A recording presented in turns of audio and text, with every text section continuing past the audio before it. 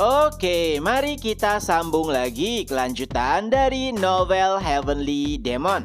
Di tempat persembunyian Alexander, tempat yang tidak boleh dimasuki siapapun selain dirinya. Kini Marquis Memphis tengah bersembunyi di sana. Sebenarnya dari dulu ia sangat penasaran apa yang dilakukan Alexander di ruangan rahasia tersebut. Dan kini rasa penasarannya terjawab. Tapi bisa dikatakan pula jika tempat tersebut sangatlah suram dan ada sebuah perekam ajaib di atas meja, di mana tiba-tiba perekam ajaib tersebut pun mengeluarkan suara. Yang pertama menginfokan jika dunia akan segera membeku. Ini mungkin sama kasusnya dengan membekunya dunia Arkadia, walaupun Roman telah menyelamatkannya. Dan dunia membeku ini adalah seluruh benua Salamander. Tapi sayangnya Marquis Memphis tidak mengetahui maksud dari informasi tersebut. Oleh sebab itulah ia hanya mengabaikannya.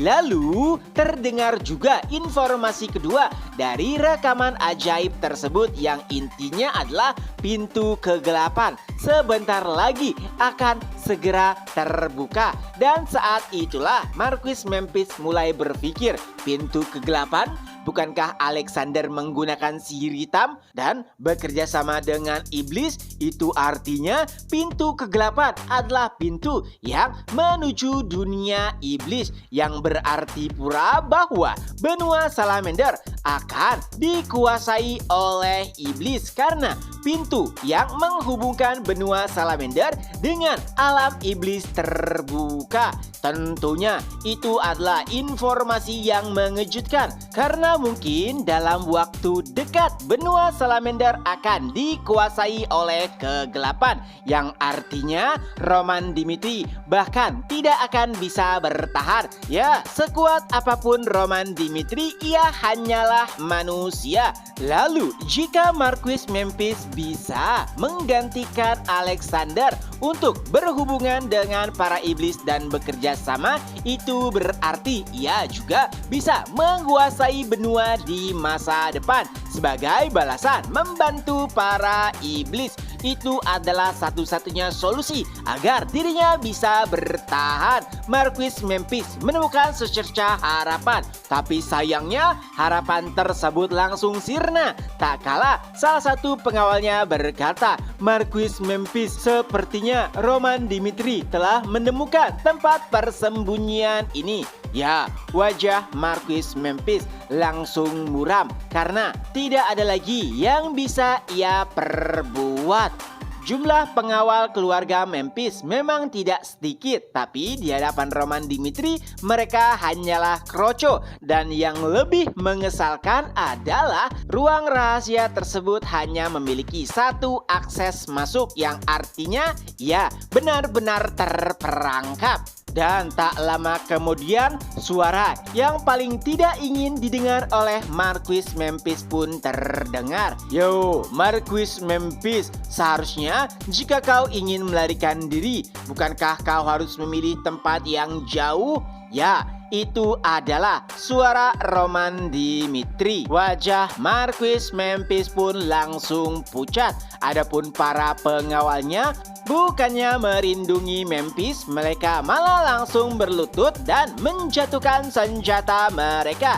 Ya, mereka memohon ampun kepada Roman Dimitri karena segala sesuatu yang ia perbuat hanyalah melakukan perintah dari tuan mereka, yaitu Marquis Memphis. Mereka menyerah karena mendengar rumor bahwa Roman Dimitri mengampuni siapapun yang menyerah. Mendengar hal tersebut tentu saja membuat Marquis Memphis murka.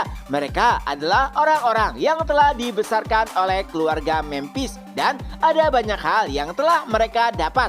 Tapi bagaimana bisa mereka langsung berlutut tak kala melihat kehadiran Roman? Tapi sayangnya Roman tidak memberlakukan pengampunan kepada siapapun yang terlibat langsung. Memang benar mereka hanya bergerak atas perintah Marquis Memphis, tapi mereka telah melarikan diri dan bersembunyi, yang artinya mereka ingin menyelamatkan diri mereka sendiri. Jadi alih-alih memberikan mereka pengampunan, Roman pun langsung mengeksekusi para prajurit yang tengah berlutut. Tentunya mereka yang melihat hal tersebut berusaha untuk memberontak walaupun mereka tahu akan kalah. Saat mengambil kembali senjata mereka, Kevin dan Chris pun muncul lalu membantai siapapun yang berusaha untuk memberontak. Kini yang tersisa hanyalah Marquis Memphis. Tentunya ia sudah tidak memiliki harapan lagi, tapi masih ada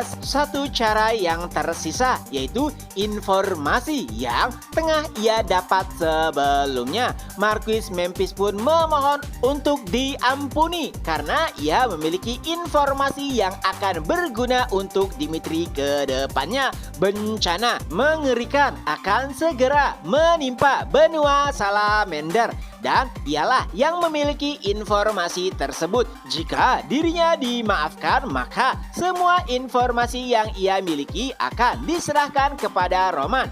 Tapi sayangnya Roman Dimitri sama sekali tidak peduli. Ia bahkan berkata, "Aku tidak membutuhkan bantuanmu." Lalu Roman pun memerintahkan prajuritnya untuk membawa Marquis Memphis karena ia akan dieksekusi di alun-alun di hadapan setiap orang. Beberapa waktu pun berlalu. Roman memerintahkan seluruh warga Kronos untuk berkumpul di alun-alun karena ia akan menyatakan secara resmi bahwa peperangan telah berakhir. Tentunya setiap orang langsung mematuhi perintah tersebut karena tidak ada lagi yang bisa melawan Roman. Dan beberapa saat setelahnya Roman pun muncul. Ia pun berpidato di hadapan seluruh warga Kronos. Pertama, Roman menyampaikan bahwa perang telah berakhir dan Kronos memiliki dosa besar kepada setiap negara di seluruh penjuru benua.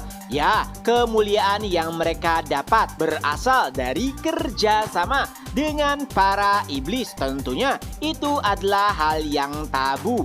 Kali ini Kronos benar-benar telah hancur.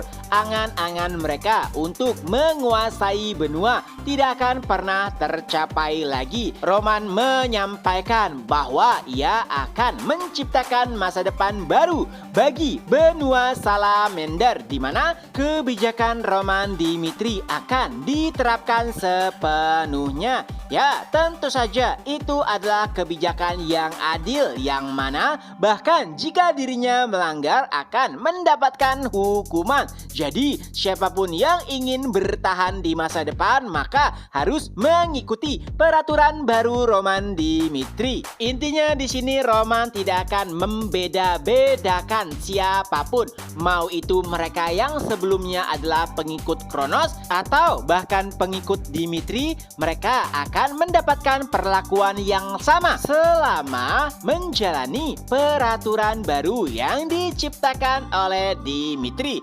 Setelah menyampaikan beberapa hal, kini tiba waktunya eksekusi. Nampak banyak sekali orang yang dipindahkan ke alun-alun. Ternyata mereka adalah pengikut setia Marquis Memphis, dan tanpa basa-basi setiap orang tersebut pun langsung dieksekusi di hadapan publik.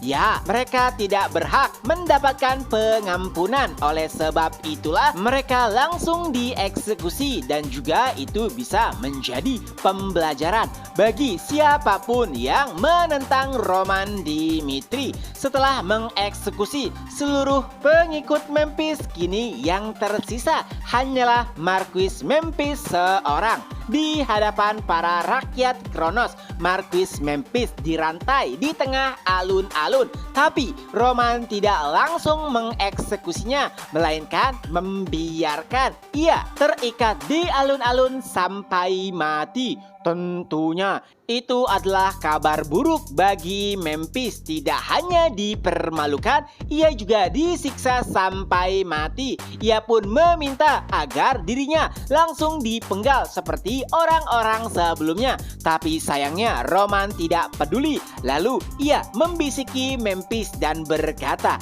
"Ada alasan kenapa aku tidak membunuhmu, yaitu alasan pertama, aku ingin melihat apakah masih ada loyalis setiamu, dan jika ada lalu mereka bergerak untuk menyelamatkanmu, maka itu berarti mereka tidak mengindahkan perintahku, yang berarti mereka juga akan dieksekusi." Ya, di sini Roman ingin melihat apakah masih ada orang-orang yang loyal terhadap Marquis Memphis atau mereka akan menuruti apa yang telah diperintahkan oleh Roman. Lalu yang kedua, tentunya Roman tahu ada banyak sekali bangsawan Kronos yang membenci Memphis karena atas kebijakannya banyak keluarga mereka yang mati. Nah, di sini Roman juga ingin menguji bagaimana tindakan mereka yang membenci Memphis. Jika dalam waktu dekat Memphis mati, itu berarti mereka juga tidak mengindahkan peraturan Roman, yang artinya mungkin Roman akan mengeksekusi mereka. Tapi jika pada akhirnya Memphis mati dalam beberapa hari karena keadaan normal, yaitu tidak bisa menahan tubuhnya yang tersiksa, itu berarti semua warga Kronos telah mematuhi dan mengikuti arahannya, yang artinya Kronos sudah berada di bawah kekuasaan Roman Dimitri dan chapter pun berakhir. Nah, itulah kelanjutan dari novel Heavenly Demon. Semoga terhibur. Ketemu lagi di next video. Bye-bye.